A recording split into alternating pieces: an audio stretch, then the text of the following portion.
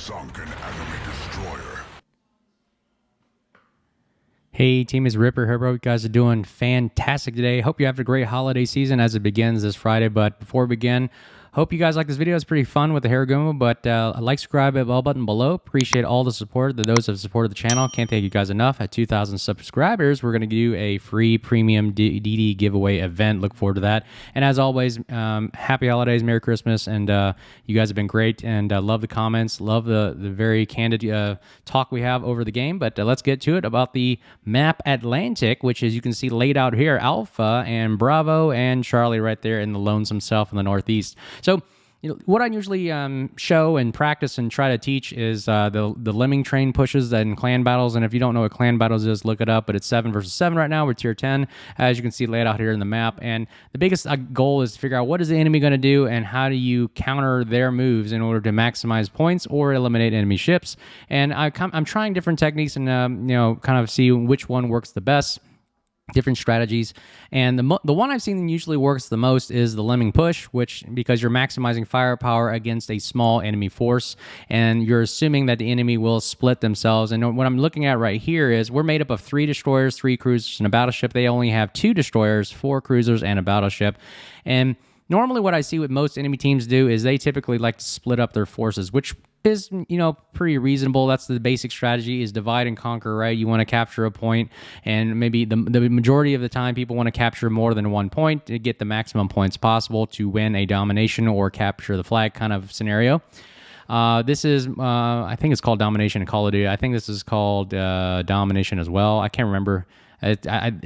My mind's not working as great this morning as well, but interesting enough, most people like to do this kind of a push where they put the battleship in the middle or push it kind of towards the north or towards the south as the kind of the op-ended person, the extra person, if you will, as the Bravo. One destroyer goes to Bravo, 2 cruisers go to Bravo, and then of course you have the battleship here. So this is what I'm thinking is going to happen most of the time. Most people like to contest Bravo, but then again, most people like to contest Charlie. So I'm going to assume the battleship's somewhere in the middle right here, right? So what do we do as a force? Normally, what I would have is the idea is to focus on these 2 caps right here. I mean, why? Because look at the distance. Look at the distance you have to travel all the way to Charlie. It's a long distance to recover. Even if you're at Charlie, you have to, if you capture Charlie, you got to travel a long distance around any place, and that leaves you open to fire, right? So we kind of left Charlie out of it, and the idea was, well, what if we can capture Alpha Bravo? Because look, Alpha Bravo is closer together. See, the distance between these 2 is it's a little bit closer to go back and forth, as well as you have the ability to shoot this way and this way if you do this pincer move and sweep into Alpha Bravo. So it gives you the advantage of taking fire back into Charlie. Because look, what happens if a ship tries to approach out of Charlie? Let's say that red team captures Charlie. Where do they go from here? Well, they either can go this direction, which puts them into line of fire from this direction, 2 points right there, choke point. If they decide to come right through this gap right here, there's also another choke point. I've called it the fatal funnel right there. And then, of course, if you try to push through this small little gap, it's another fatal funnel right here. I mean, trust me, I've seen it happen to me. I've been the victim of it many, many times, and I was like, you know what, that probably doesn't work as well. And the only other options is to either go really far north, which is a long direction, or come out really far south.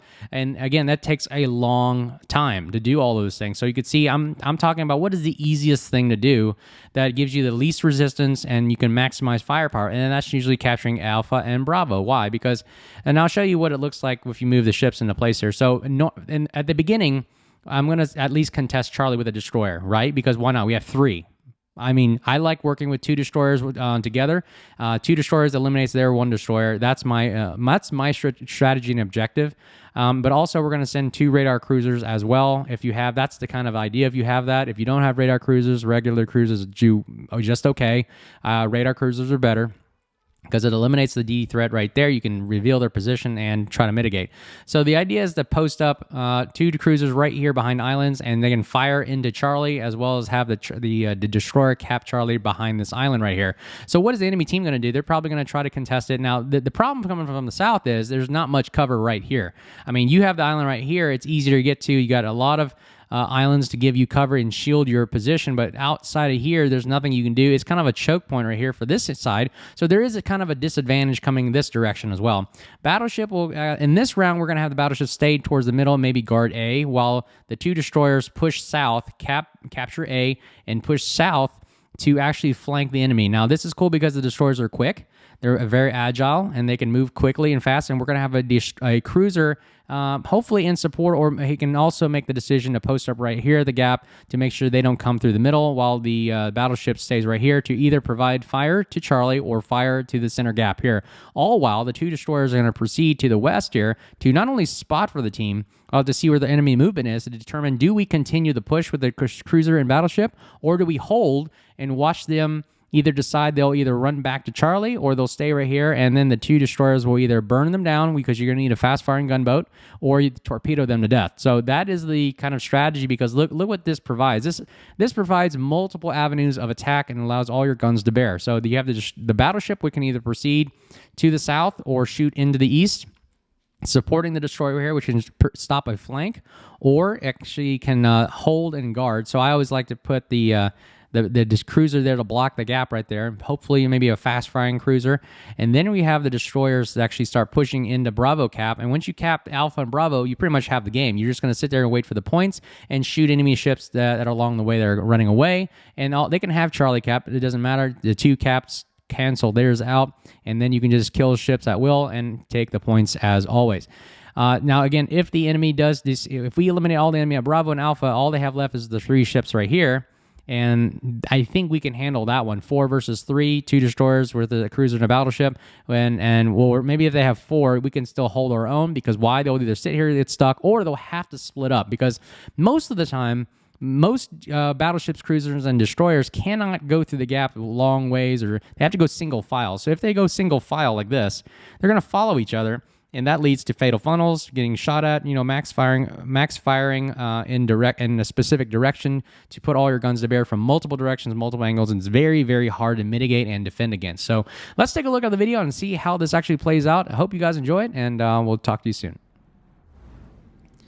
All right, we're back here with the map Atlantic with the Tier 10 Harugumo, one of my favorite first DD gunboats that I actually got, and I saw videos of this thing, and I tell you what, this thing is a dragon with a minigun on it. It is an awesome, awesome fire-powering, destroying, gunboating, everything, and it does it very, very well, and there's not many other destroyers that do what this thing actually is capable of. And the biggest thing I liked about it was the fact that if you played in randoms, which I do a lot of. Randoms in Harugumo is pretty wild, especially if you get the Yamamoto commander on it, because if you do get a Kraken, which is a rare chance in getting it in this boat, but once you get it, man, is it a powerful display of firepower, because literally you are shooting, it reduces your reload by, I think, about 30 to 50%. I can't remember, don't quote me on that. It just reduces it a lot. That's all I can tell you. The guns literally reload in almost like a second.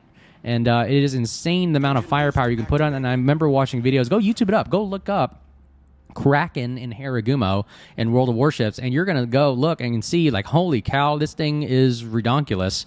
The fact that it can do these types of things and just be that unstoppable and be that pour that much hot firepower and hate in one little ship, and it just so I would say it's so powerful and pretty awesome to see when you get a Kraken in Harugumo with Yamato Commander in randoms. But like I said, it's very rare to happen, because by the time you do get a Kraken, you've already killed off the entire team, and if you do it, I mean, there's probably only 1 or 2 ships left, and unless you get the rare case where you're killing everybody. But I digress. The Harugumo is pretty awesome. 5 guns of the 100-something millimeter guns, really small caliber guns, but they do pen 30 millimeter without IFHE. Something I like a lot about this ship. It's kind of like the Germans secondaries, kind of, where they can pen up to 30, 32 millimeter right off the bat. But you got to build the IFHE on some of them. But this one you don't. If you do put IFHE on it, you lower your fire chance, and you really get more of the bang for your buck. You're getting about, 37 mil pen. It doesn't matter. Once you get it like 30 millimeters, that's pretty good enough for what you're trying to do. Anything higher than that, you're going to have to pen at least 50 millimeters to get those cruisers, and you're really trying to start fires and get things over with. But anyways,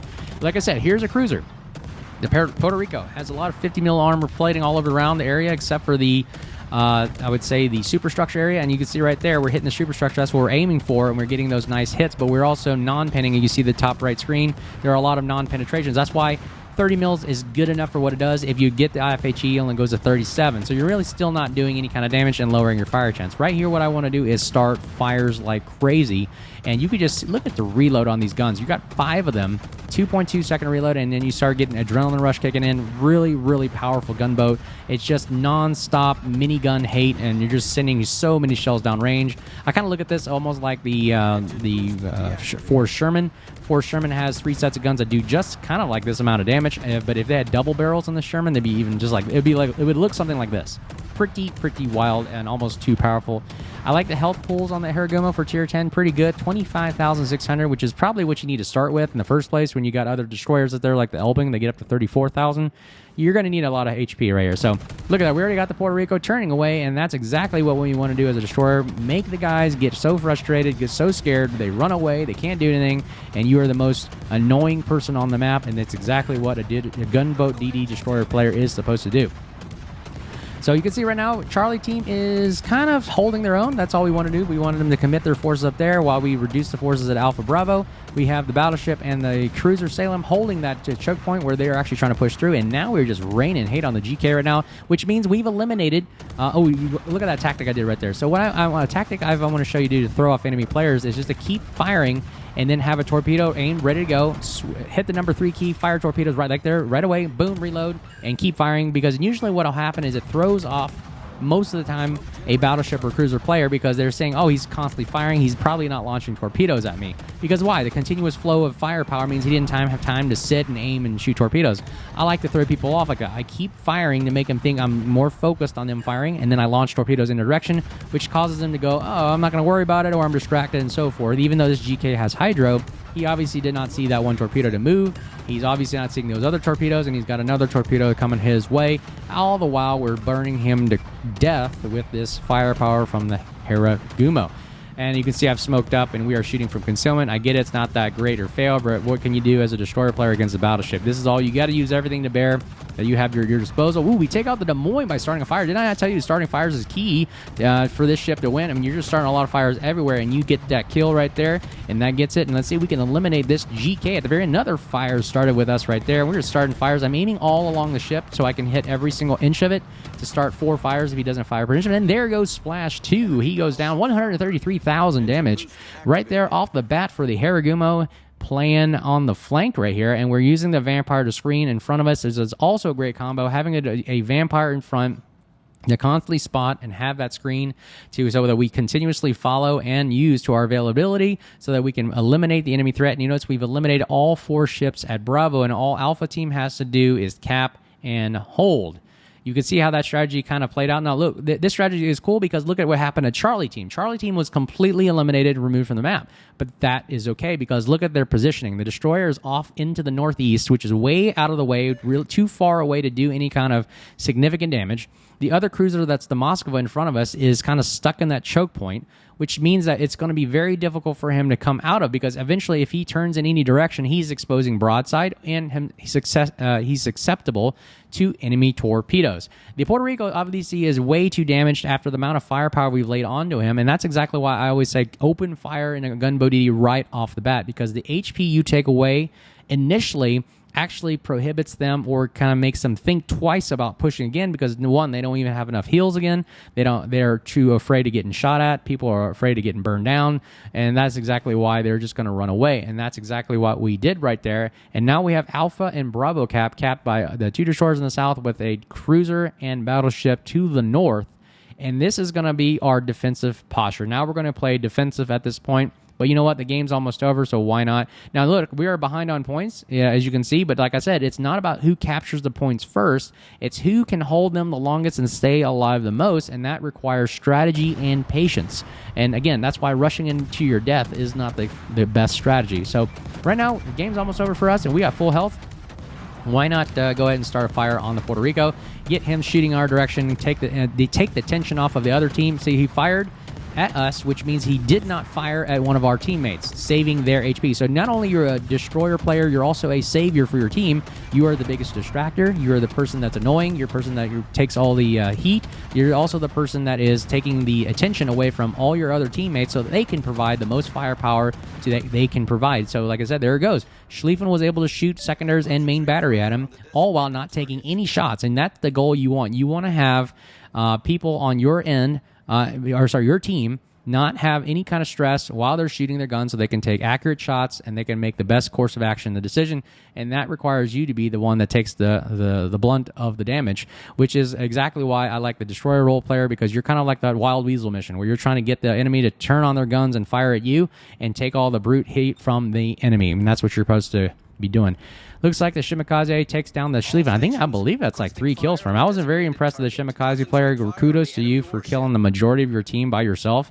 That is impressive that you can do that in a Shimakaze. Unfortunately, the numbers just do not favor you. You're just going to have to go against 2 destroyers and a cruiser player, a Salem, what that is. And, of course, you have your Moskva in the back. But anyways, I think the strategy here is just rush them, and I think we can burn down the Moskva easily. They're just kind of figure out, can we remove this Shimakaze player, which has no defensive measures. He has no hydro, he has no radar, he has no heals. So going against up a Vampire 2, which I believe is one of the strongest DD gunboats in the game, I think that is a better ship to eliminate with. So very difficult for a Shimakaze player to go against a Vampire, and you can see right here with the amount of gunfire you see right here, there's no way this Shima player is going to survive that. So cool in the beginning. Shima did a great job, but unfortunately at the end of the day, it's kind of hard to go against DD gunboats and Salems. Right here is how you're going to finish low. Look at the firepower, rain of fire coming on the Moskva. Moskva, also a good tip for destroyer players and gunboat players, is that Moskva burns very, very well. And I've noticed that when I play the Moskva, once you get caught on fire, it's really hard to put them out. Like you're tempted to not damage con and put the heal up. Heal is a very long cooldown, and the damage con takes forever to recharge. And by that time, you've lost so much damage, and it's just too late. Like, we melted this Moskva in less than 30 seconds. So the damage cons re-heal in about a minute, and so it's not even worth it to have the damage con. You just cannot absorb this much firepower. And he goes down right there. 167,000 damage. Let me know what you think of this strategy in the comments below and what we think. How do we can do to get better? If we're doing something bad, let us know, and we'll get better. Hey, like, subscribe, bell button below for notifications. Appreciate all the support. Build is at the end of the screen. Hope you guys are doing well. Happy holiday season. And until next time, make sure you guys say hi out there on the high seas. Hope to see you guys out there as well. And you guys be safe and with you and your families. And we'll see you guys next time. Thanks for the support. Cheers.